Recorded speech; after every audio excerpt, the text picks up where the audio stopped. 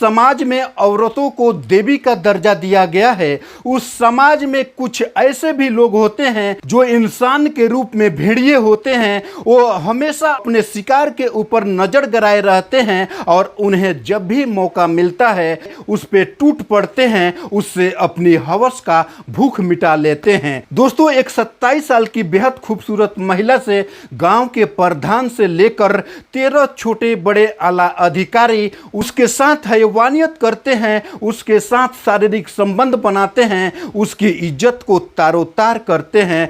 वो बेबस होती है, वो लाचार होती है, उसके पास सिर्फ खूबसूरती के सिवा और कुछ नहीं होता है। और जब ये 13 लोग जो उसके साथ किए थे उसकी अंजाम उन लोगों के पास आती है, वो देखकर शॉक्ड हो जाते हैं, उनकी भूख प्यास मिट जाती है, उनकी रातों को नींद उड़ जाता है, वो लोग डर जाते हैं। उन्हें ये लगने लगता है कि बस अब थोड़े ही दिन का मेहमान है। तो दोस्तों, ये कहानी बहुत ही इंटरेस्टिंग है। आइए जानते हैं इस पूरी कहानी को। इससे पहले एक छोटी सी रिक्वेस्ट की वीडियो को लाइक कर चैनल को सब्सक्राइब कर दे ताकि इसी तरह का अपडेट मैं आप लोगों के बीच लाता रहूं। दोस्तों, 15 जून 2015 को गोरखपुर के भटहट में एक महिला की शादी होती है जो देखने में बेहद खूबसूरत थी। उसकी नाम सरिता था।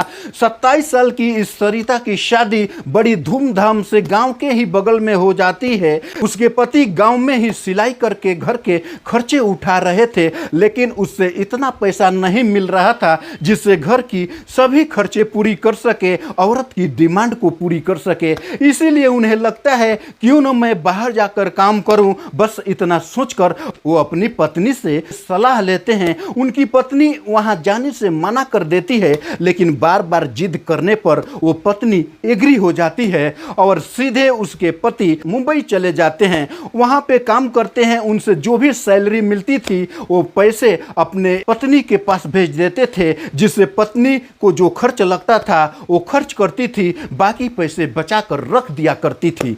दोस्तों, कुछ ही दिन के बाद उसके पति को अचानक तबीयत खराब हो जाता है और तबीयत इतना बिगड़ जाता है कि वहां जितना संभव था वहां इलाज कराते हैं, लेकिन उनकी तबीयत में जरा भी सुधार नहीं होती है।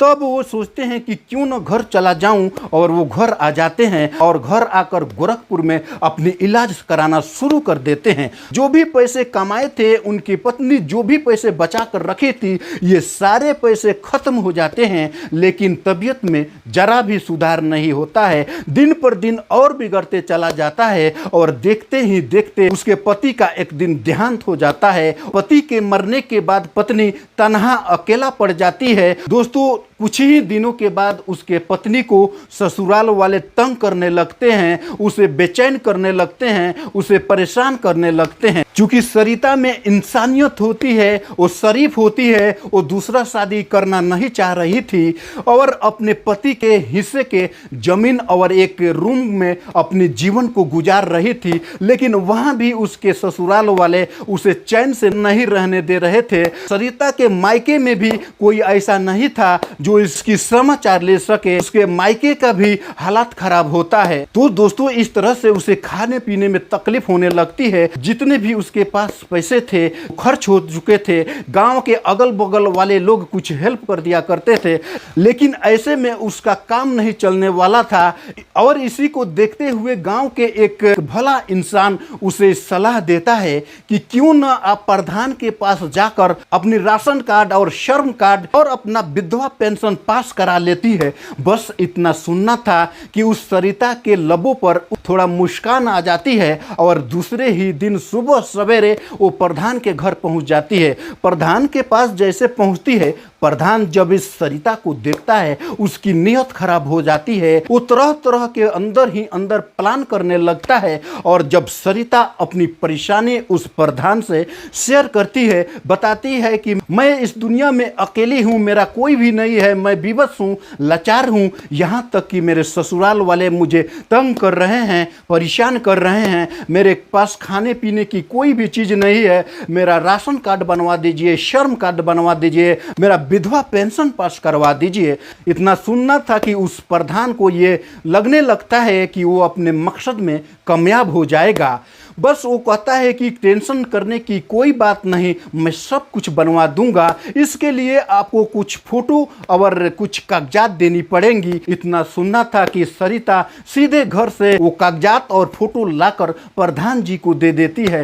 प्रधान जी इसके बाद उस औरत को बोलते हैं कि इसके लिए कुछ पैसे भी लगेंगे, लेकिन सरिता बोलती है कि साहब मेरे पास 1 रुपया भी नहीं है, अगर बात ऐसा है तो कुछ दिन का मोहलत दे दीजिए, मैं पैसों का इंतजाम कर लूंगी। इतना कहना था कि प्रधान बोलता है कि मेरे को पता है कि तुम्हारे पास पैसा नहीं है, टेंशन करने की कोई बात नहीं, बस इसके लिए एक छोटी सी काम करनी पड़ेगी, जिसके बदले मैं आपका पूरा काम कर दूंगा। बस इतना कहना था कि वो सरिता पूछती है कि कौन सा काम करना पड़ेगा। प्रधान बोलता है कि इसके बदले तुमको 1 रात मेरे पास गुजारना होगा। ये इतना सुनना था कि सरिता गुस्सा हो जाती है और वहां से सीधे अपने घर चली आती है।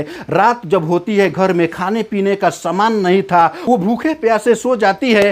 वो भूख प्यास के वजह से इतना टूट जाती है कि उसे उसके मन में ये लगने लगता है कि प्रधान का बात मान लेनी चाहिए। वो सुबह सवेरे प्रधान के पास जाती है और अपने आप को प्रधान को सौंप देती है। वो प्रधान उसके साथ अपनी हवस का भूख मिटाने लगता है, उसके साथ सेक्स करने लगता है और जब उसका दिल भर जाता है बोलता है कि जाओ तुम्हारा सारा काम हो जाएगा, मैं आपके कागजात को आगे सेंड कर दूंगा।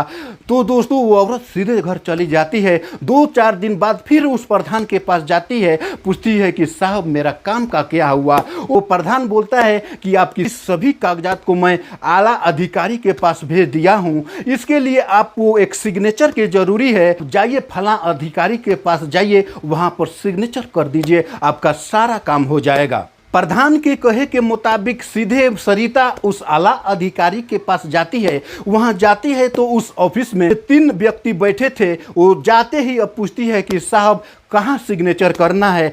वो लोग इसे देखकर समझ चुके थे क्योंकि वो प्रधान पहले ही इन लोगों को बता दिया था। वो बोलता है कि आपको यहाँ साइन करना पड़ेगा और आगे काम के लिए आपको कुछ पैसे भी देना होगा। इतना कहना था कि कहती है कि मेरे पास पैसा नहीं है, मैं बेहद ही लाचार गरीब हूँ, मेरे पास 1 रुपया भी नहीं है। वो लोग ये जानबूझकर उसे पैसे मांगते हैं कि इसे अपने जाल में फांस लिया जाए। ठीक वैसा ही होता है, उस सरिता को ये तीनों अपने जाल में फांस लेते हैं और जाल में फंसाकर उसके साथ बारी बारी से संबंध बनाते हैं, उसके साथ हैवानियत करते हैं। दोस्तों जब इन तीनों का मन भर जाता है, ये लोग बोलता है कि जाओ तुम्हारा काम हो जाएगा।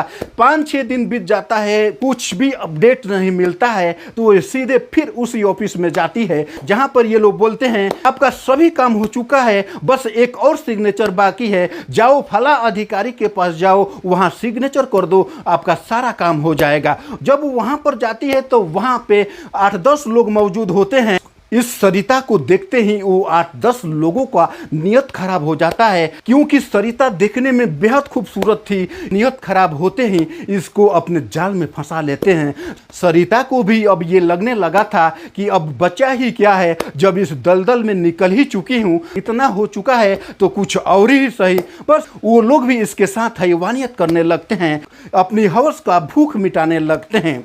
और ऐसा करते करते सरिता का राशन कार्ड से लेकर श्रम कार्ड और विधवा पेंशन सब पास हो जाता है। लेकिन आगे चलकर एक दिन इसका तबीयत खराब हो जाता है और तबीयत खराब होते ही ये इलाज शुरू कर देती है, लेकिन उस इलाज से कोई भी असर नहीं होता है। तो वो सीधे उसी प्रधान के पास दोबारा जाती है और बोलती है प्रधान जी मेरा तबीयत बहुत खराब है और मेरे पास पैसे भी नहीं है, मुझे इलाज करवा दीजिए। प्रधान जी फिर उसके साथ इस मजबूरी के फ़ायदा उठाकर उसके साथ गलत करता है, उसकी इज्जत को फिर से लूटता है और जब दिल भर जाता है उसे एक डॉक्टर के पास लेकर जाता है जहां पे उसका इलाज होता है। लेकिन वहां भी उसकी तबीयत में कोई सुधार नहीं होती है, उसकी तबीयत और बिगड़ते चली जाती है। तब ये मामला गंभीर हो जाता है और प्रधान जी सीधे एक बड़े अस्पताल में लेकर जाते हैं जहां पे इस सरिता की चेकअप कराई जाती है और चेकअप में जो रिजल्ट सामने आता है, प्रधान जी की हवा निकल जाती है, प्रधान जी के पैरों तले जमी खिसक जाता है, उनकी नींदें उड़ जाती है, वो थरथरा जाते हैं। इतना ही नहीं दोस्तों, जो 13 आला अधिकारी उनकी भी सीटी गिटी गुल हो जाती है, उन्हें भी डर सताने लगता है, उन्हें भी ये लगने लगता है कि अब हम लोग कुछ ही दिन का मेहमान है। दरअसल उस महिला का रिजल्ट में एड्स पॉजिटिव पाया जाता है और इसी एड्स के जरिए इन 13 आला अधिकारी को पैरों तले जमीन खिसक जाता है। अगर वो प्रधान उस महिला की बेबसी को समझा होता, महिला का इज्जत और सम्मान करते उसका मदद किया होता, तो आज 13 छोटे से बड़ा आला अधिकारी इस दलदल में नहीं फंसते। तो दोस्तों, ये सवाल अभी तक बना है कि ये बीमारी आई कैसे, उसकी औरत सरिता थी, उसको ये बीमारी कैसे लगी। दोस्तों, दरअसल बात ये होता है कि पति जो था वो मुंबई में काम करने गया था, वहीं पर कुछ गलत लड़कियों से उसका संपर्क हो गया था। उन लड़कियों के साथ वो सेक्स कर लेता है, वहीं से उसके पति को एड्स हो गया था। लेकिन पैसों की किल्लत और मजबूरी की वजह से उसके पति का जांच नहीं हुआ और वो डेथ हो गए। तो दोस्तों, इस तरह की घटना सुनाने का मेरा मकसद किसी को दिल को दुखाना नहीं, बल्कि ये जागरूक करना था कि आए दिन घट रही समाज में ऐसे घटनाओं से खुद बचे और अपनों को भी बचाए।